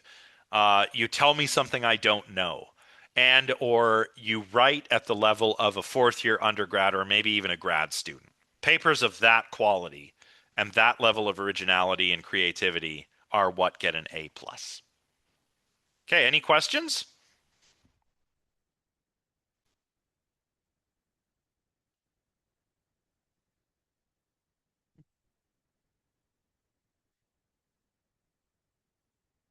Okay, let's brainstorm. Um, I'll just say that first of all, if you're trying to come up with a topic, the topics, or rather, yeah, the topics as they're organized in Kim's chapters are good topics to think about. So, dualism, behaviorism, identity theory, functionalism, questions concerning mental causation and mental realism, consciousness. Um, all of these are great areas to write about. Again, you can also pick something that's kind of like on the bleeding edge of science or technology that's kind of in the zeitgeist. So AI is one you want to go with. Um, the sci-fi stuff, right? Um, could you make a robot that's conscious? Could you upload your mind to a computer? Okay, on which theory could we accommodate the possibility of a thinking conscious robot or an uploaded mind? Explain it and convince me that you're correct, right? These are all fair game. Don't be afraid to get more specific. Like you can look at specific arguments for or against dualism, identity theory, behaviorism, functionalism, etc. Right? Uh, why is the mind seen as one thing while the brain is made up of atoms? Well, it sounds like what you're asking is why is the mind viewed as immaterial and the brain material? Which is a great research question. Why do people tend to look at the brain as material and the mind as immaterial? Why? Why do we have this intuition? Maybe it's got something to do with the way we develop. Maybe it's got something to do with religion or folk notions of minds and bodies. Right? There are ways you could answer that question that would be very, very interesting. So that's a great question. That could be a potential research question. You'd have to expand it, fill it out a bit, develop an area of interest that kind of does the upside down pyramid thing. But that's a great question. Could be a great research question. Matthew says, I want to do a thesis arguing against mind body dualism and towards an exclusively, I don't know if this is the right term, I forget, physicalist perspective on the mind. That is the right term. Citing neuroscience articles and stuff to nail out what exactly causes decision making and what can be attributed to the physical brain. Might change stances on it throughout the development. Sounds like a great topic. So you want to argue in favor of physicalism or against dualism or, adjudicative. Tell me, I'm going to adjudicate between substance dualism and substance monism. And the type of monism I think is correct is physicalism, right? You can do that. Telling me whether you're going to write a positive, negative, or adjudicative paper, by the way, is something you should tell me in your area of interest section. So that's great, Matthew. That would be fantastic. Grant, I want to argue against intentionality being the mark of the mental. Okay, so one way you could kind of upside down pyramid that is kind of start off with Brentano's thesis, the mark of the mental is intentionality, etc., and then kind of narrow down like, well, what other possible marks of the mental could there be, and are any of these better than intentionality? So what others could there be? Certain behaviors, language use, um, come up with some, and then investigate whether any of them are better marks of the mental than intentionality, and try and convince me. Yeah, you could do that. Matthew, I'm kind of doing the scientific method of attempting to disprove the existence of a soul. I'd like us to have souls, but I like proof. Well, whenever somebody wants to write about the soul, I always tell them this is kind of similar to our discussion on Monday, right? The existence of the soul is not an empirical question. I mean, the existence of certain, I guess, kinds of soul is an empirical question, but it's also a philosophical question in that the answer depends on what we mean by soul, right? If we mean a ghost in the machine, some immaterial entity that inhabits our bodies, um, well, we'll probably fail to find that using the tools of science, right? But if the question is, what's the best way to conceive of the soul, like an immaterial substance, an Aristotelian hylomorphic substance, or a functionalist sort of, you know, machine soul, where the mind is what makes a mind is how it's organized, and the mind just is the soul. Your answer is going to depend on how you conceptualize souls, right?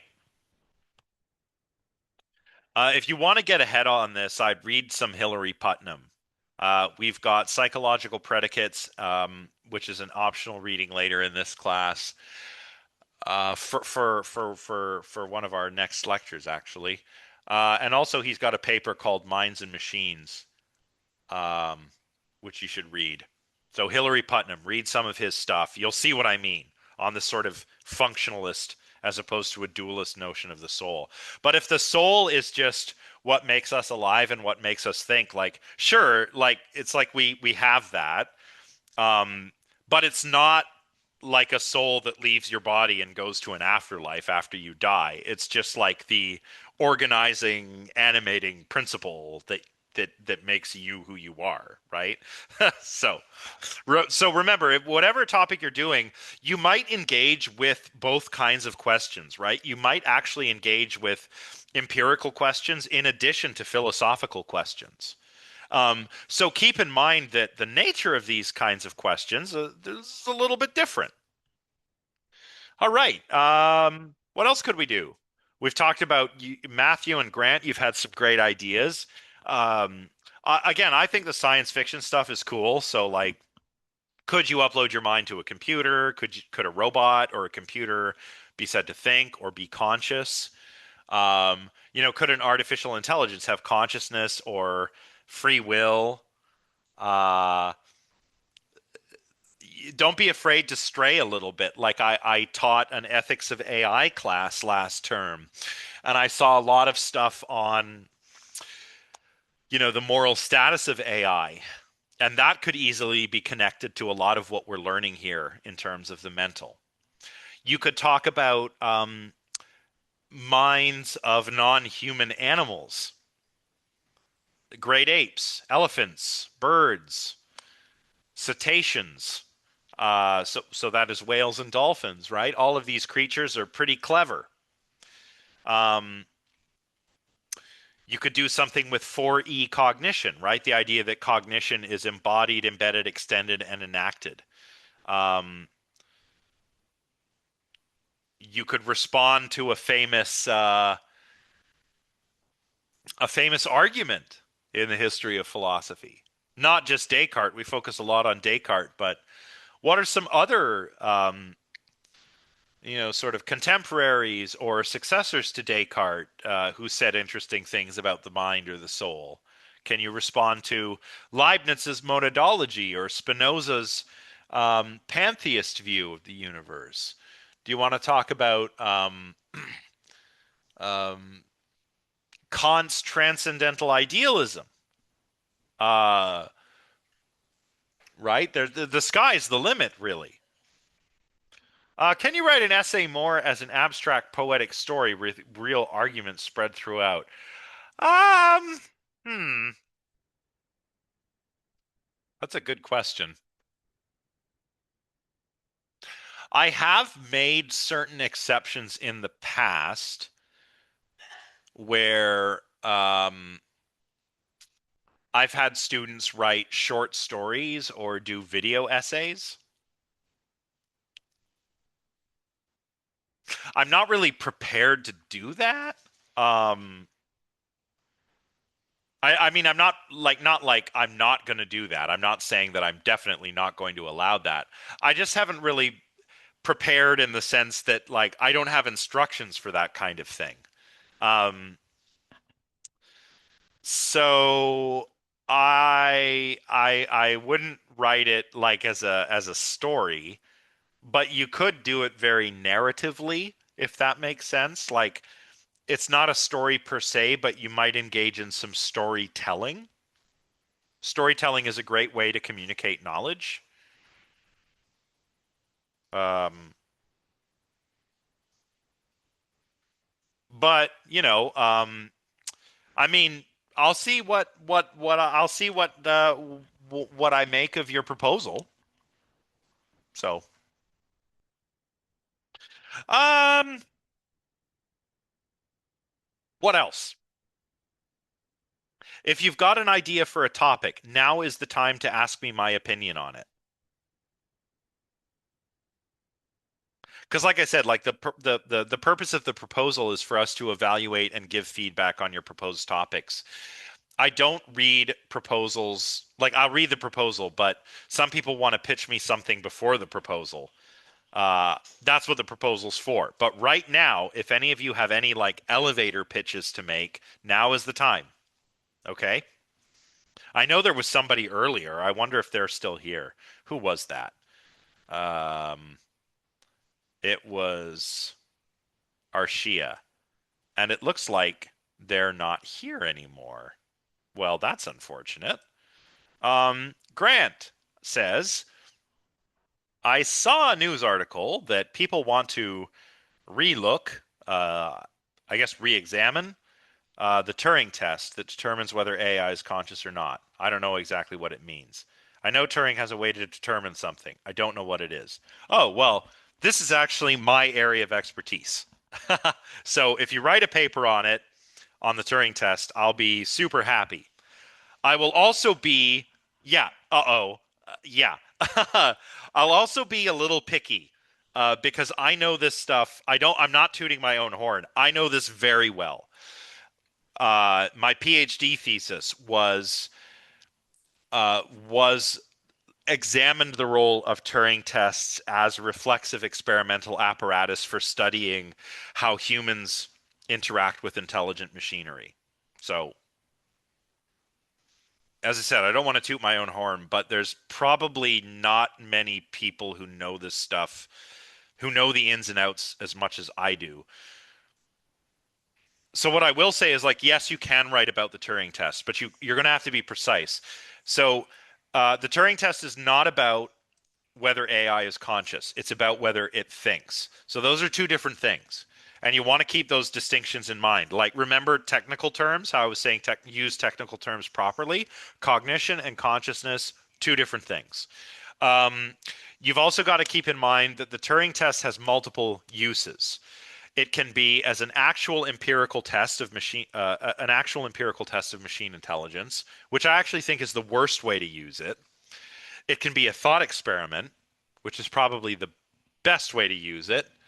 And it can even be a research tool to study not whether a machine thinks, but what we make of machines that ostensibly think. And that's my novel approach to it. Um, So yeah, Grant, yeah, great. If you want to challenge yourself, do it. I will not be like, "Arr, arr, arr, this is dumb. Arr, arr." I won't do that. I'm just saying I know a lot about it. So if I give you lots of really detailed feedback on your proposal, I would expect you to really like listen. And it seems like you would. So, okay, Timothy, I think, was next with his hand up, and then I'll answer George's question. Yeah. When you said you're an expert on the Turing machine, I was like, oh no, that's not good. Because on the first reflection, I touched briefly on it, and The I want Turing to very machine or the Turing my test? Turing Okay. machine. And really quickly, it's like it was just one or two sentences to ask you what you think. Like, is it correct? So it says it receives inputs, moves through internal states, and produces outputs according to a program. Yeah, yeah, Machine that's right. functionalism suggests that the minds don't have to be biological, only capable of performing functional actions. Sounds That's right. good. Perfect. Yeah, Okay. yeah, machine functionalism, and we're going to talk about this next Monday, but machine Right. functionalism basically analogizes the brain with the hardware and Right. the The machine. mind with the software or the functional states. And then there are the program would be like the rules that govern the transformation of inputs to outputs within the system. And I guess one quick question regarding the essay proposal. Like, is it literally just we can write about like pretty much anything philosophical? Like As long as I've it's got learned, something to do with the mind. right. Yeah. Okay, I was gonna say I've learned before about like was it Hillary Putnam and the twin Earth thought experiment and or like Oh maybe yeah, well we actually will be talking about that right. later on. There's Yeah. also like the brains in a vat thought experiment. I forgot who what philosopher that was, but That's Putnam too. oh that's Putnam too, yeah. Yeah. Yeah. So Twin Earth, he developed this with Kripke, and it's about how the meanings of words are fixed. Um, Right. and And the brain in the vat is like kind of like a thought experiment. It's almost like Descartes' how what was it evil called? demon argument. What was that called? Shit. It Like was like yeah. well, some people like writing about the simulation theory. You know, some of those tech bros are like, "We live in a simulation, man," and it's like, well, I don't think so, but you can connect that to the brain in the vat or that movie, The Matrix, right? It was like Yeah, global skeptical hypothesis or something. Yeah, I don't even know. Overskepticism. Yeah. It's not really something that philosophers take seriously. Um, Okay. Maybe like that's not the at direction. least not as a real possibility. Like the Oh, demon yeah, obviously. argument, the brain in the Yeah. vat. These are skeptical arguments to try and establish that we use to try and establish what we can know with certainty, not to actually argue that we are living Right. in a simulation and that we're all brains and vats. These Right. people that talk about simulation theory, the tech bros, the transhumanists, kind of miss the point. So Hmm. that's something to be aware of. Okay. Yeah. Um, Definitely want to know that. Good to know. yeah. Okay, so George says, would it be allowed to write the proposal and then immediately start the final essay because it's fresh in my mind, or does that remove the exam element? No, you can do that, but don't overcommit because you want to use our feedback. So I'd say, sure, you can start, but don't overcommit. Maybe write a draft of the essay and revise it based on the feedback that you get from Jack or myself once we've marked your proposal. So yeah, George, you can get started, but don't overcommit. Oh well, we'll see, Grant. We'll see when I get to it. Yeah, like a draft. Yeah, exactly. That's fine. Joshua says, I was thinking of looking at some ideas in panpsychism and how it might relate to AI consciousness. Just not sure if they have much connection right now. Well, uh, there's something there for sure. Like panpsychism, it's almost like dual aspect theory, really. Just the idea that mentality is kind of a part of the universe and everywhere in the universe. Um, and so maybe you could say that it's possible, just, our brains um, are what make us conscious by virtue of their complexity, their organization. Um, there's no barrier to doing that in an artificial mind on panpsychism. Like you could try and make an argument like that. That would be pretty cool. So yeah, it sounds like you want to think about it a little more, but uh but um but there's something there. Yeah, there's something there that I think could be fruitfully pursued. Tyson, could I go over some example topic ideas that are movie related and how we would relate it back to philosophy? I'm trying to understand what you were saying earlier about using sci-fi related concepts. Okay, so one example that a lot of students and quite a few of my classes have written about. They wrote about the robots in the video game Detroit Become Human. Right now, this game has been on my to play list forever. I have not played it yet. Um, but I understand the premise, right? There are these synthetics. They start becoming conscious. They start wanting rights, right? So you can use something like Detroit Become Human as like a springboard into a discussion about whether a robot could be conscious and whether or not, if it were, whether it was conscious or not, would entail granting it something like moral personhood. So that's one example. Another example that students write about quite a bit would be Lieutenant Commander Data from Star Trek The Next Generation. He's an android, so he's an artificial life form, but he aspires to be human. And so you can ask all kinds of interesting questions of Data as a sort of case study. Like, does Data have a soul? Is Data conscious? Is Data a person? Um, so that's kind of like a case study where you're just like, okay, we have this imaginary universe with this imaginary character, Lieutenant Commander Data, who is an android, and you tell me about Data, and then you analyze, like, okay, so what's going on with Data? Is he conscious? Is he intelligent? Is he a person? There's actually an entire episode of Star Trek The Next Generation where they try to work this question out. Yeah, it's Um, called A Measure of a Man. yep, A I Measure wrote of a about that. Man. It's a great one. All of the Data episodes are great. Measure of a Man, The Offspring, Data's Day is fantastic. Um, and anything with his evil brother is also pretty great. lore, his evil twin. Um, so yeah, that's another example. Uh, Maybe another one from sci-fi would be like, the nature of the minds of radically different life forms. So when we were talking about identity theory and the multiple realizability argument against identity theory, I mentioned Earth creatures like octopus, and I mentioned like Rocky from Project Hail Mary, who's like a little five-legged crab dude made out of rocky stuff, and very different life form, but again, in this imaginary scenario, I think we would say, well, Rocky has a mind, Rocky has mental states, he can experience pain. So use pick one of the theories that we've learned about or more, and see which one is the best at accounting for alien minds or artificial minds or something like that, right? Adrian says, I was thinking of something along the lines of why humans instinctively attribute minds to objects in AI. I think that would be a great topic. And again, that's like my wheelhouse. Like, I'm sure I could make all kinds of interesting suggestions in terms of what to do.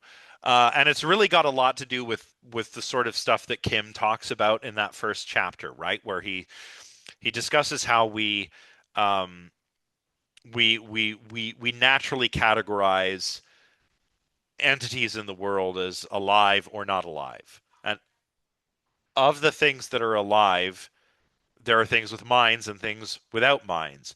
How do we categorize things that are alive uh, that have minds as such? Well, they might move, they might behave, there might be intentional behavior, there might be verbal behavior. Um, we are kind of like natural animacy detectors. You can get into the neuroscience and the psychology on this. Our brains have evolved to naturally detect things that are alive and things which have minds because it's evolutionarily adaptive for us to be able to do that. So you could get into that. You could also go philosophical. You could read like Dan Dennett, The Intentional Stance, all kinds. I can make so many suggestions here. The mirror neuron system in the brain.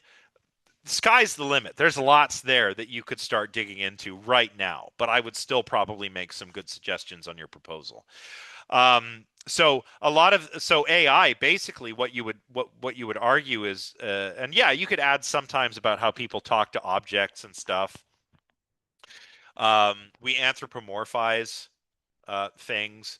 But with AI and robots, particularly because they're embodied, I think what's happening there is that they are pushing our Darwinian buttons, as Sherry Turkle would call them. We are natural animacy detectors. We're natural mind detectors. Robots behave in such a way that um, they cause us to perceive them as creatures that are alive that have minds, even though that they're not. I actually have a book chapter on this. Just look it up on ResearchGate if you want to know more. Um, but yeah, that would be a great topic. Love, amazing, love it.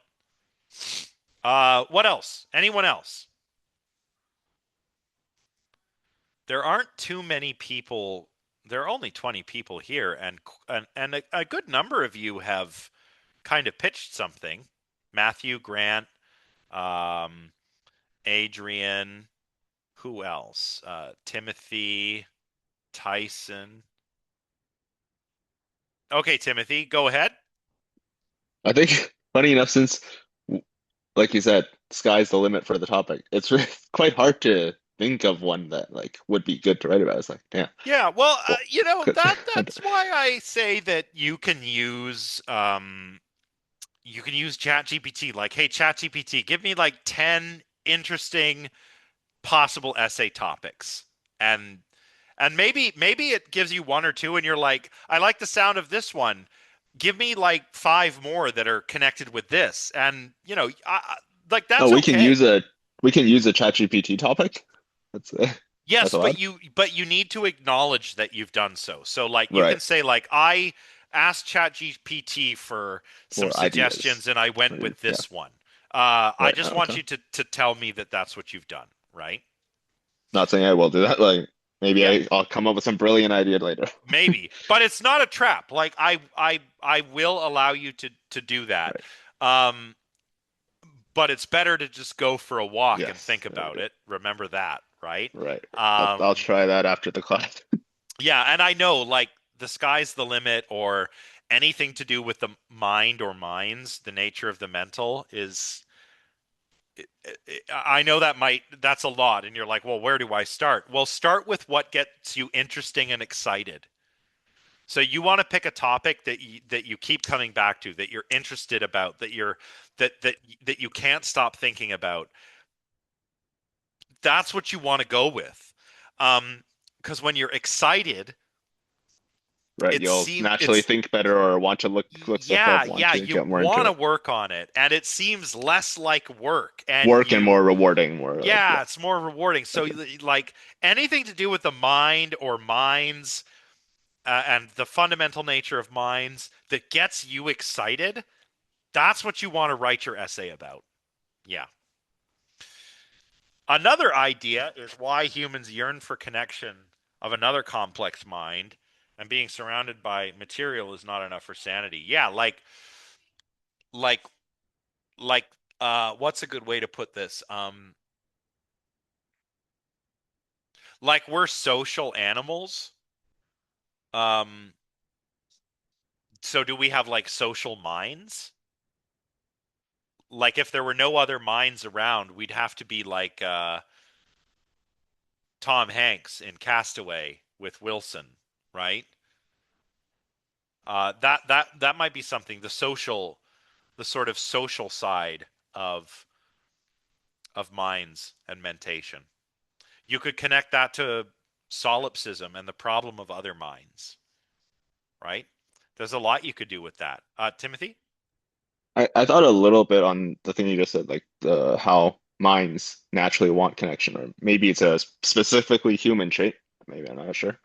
But I thought to myself, like, if a mind were perfect, or like if there's this hypothetical perfect being, wouldn't they just like not need, as in like not think of, oh, I would want this. Like they would just be content, right?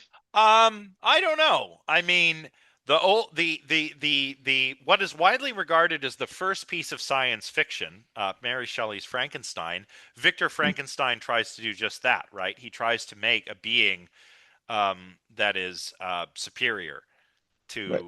to the human. And the first thing it does after it gets out of the Wakes up. lab and Yeah. learns is come back and demand a partner be made for him. Mhm. So I don't know. uh, but Yeah. I uh, yeah.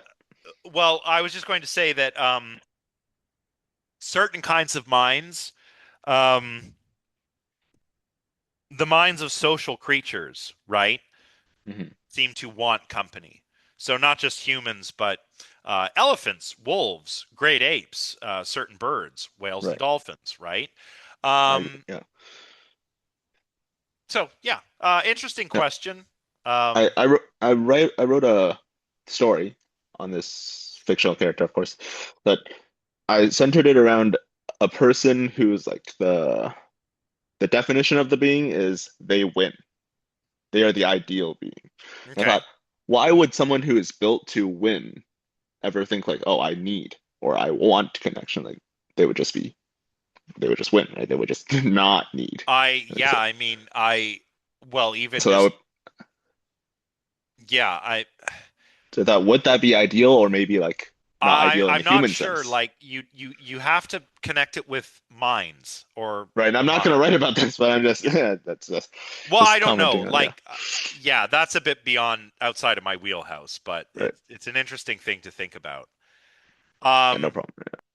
Storm says, I haven't decided yet, but I love the idea of studying how people often treat their dog like they have the same kind of comprehending minds. Yeah, so like what it is about the human mind and the dog mind that enables this sort of cross species understanding. Like, how do human minds understand non-human animal minds? And there's like a lot of research on this. Um, there's a lot of research. Pick your species, right? A lot of research on dog cognition and dog socialization with people. Also with the great apes, there's a lot of research on that. Think of Jane Goodall. Yeah, dognition. um, but like Jane Goodall, like think of her. I was actually once in the same room with Jane Goodall, which was probably my a moment of, as I look back, that was like, wow, I can't believe that happened. But it was a conference for high school students at Laurentian University in Sudbury, part of her Roots and Shoots Foundation, to inspire scientific interest in the natural world, environmentalism, and Jane Goodall was there and did the keynote address, and I was like, oh my god, like I'm in the 10th grade and I'm in the same room as Jane Goodall. This is wild. So pretty cool. Anyway, rest in peace, Jane Goodall. Um, but there's lots. It's not just her stuff, but oh, what's the guy's name? Franz de Waal was a big like ape cognition guy. There are others too. You could talk about dog mind reading, ape mind reading. Um, I know of some stuff that would be helpful. So yeah, that's totally a possibility.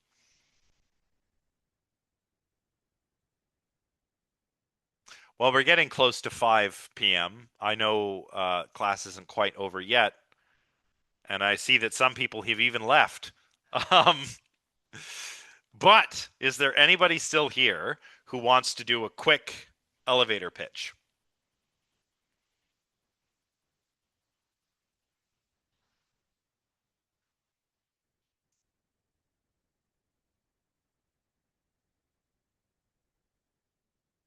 Now is the time while you've got me. You can, by the way, I will say, like, although I won't read over your proposal while it's due, for those of you who are still here and for those of you who are watching the recording, if you have an idea and you're not sure and you want to just like one or two lines or up to a paragraph, like tell me about your idea, is this okay? Send me an email. I'll let you know. Grant says, I was going to write this out earlier, but I deleted it. I live in the middle of nowhere, and the other night a coyote definitely got something. Woke up in the morning and said, and my mom said, better than someone's dog. Oh, yes. Well, we certainly do think of some beings as higher than others. That is true. For example, I think most of us regard our dogs and cats more highly than we do cows and chickens. Um, so, yeah. Uh, okay, so well, I guess we might as well wrap up. Yeah. Well, and the interesting thing is that coyotes are quite brave. Uh, Toronto has a bit of a coyote problem right now. Um, and I once in the middle of Sandy Hill, I saw in the middle of the afternoon a fox running down the street being chased by crows, and the crows were dive bombing this fox. I guess the fox tried to get into a nest or into the crow's food source and they didn't like it, so they decided to harass this fox until it went away. Right in the middle on Laurier in Sandy Hill in Ottawa. Um, Pretty wild. So that's cool. Uh, okay. So once again, just for you all and anyone watching, if you've got an idea and you're not sure, I won't read your proposal before it's due, but you can send me an email, say, how about this idea? Could that work? And I will let you know what I think. Storm was walking in a suburb in Gatineau and there was a coyote. Wow. Yeah. They're not shy. They're not shy. I used to see them when I was a little kid. We lived in about an hour outside of Toronto, down south. And sometimes you'd see them in the back field, two or three of them, just kind of walking. I haven't seen a coyote in a long time myself, but they're there. Okay, so thanks everybody. Wrapping up a little earlier. Oh, Grant has something. I think that intentionality needs two things: a phenomena and something for that phenomena to be about. The aboutness is the mark. That's correct. So the phenomena I think you're talking about are mental states. What makes them mental is that they are content bearing. Make sense?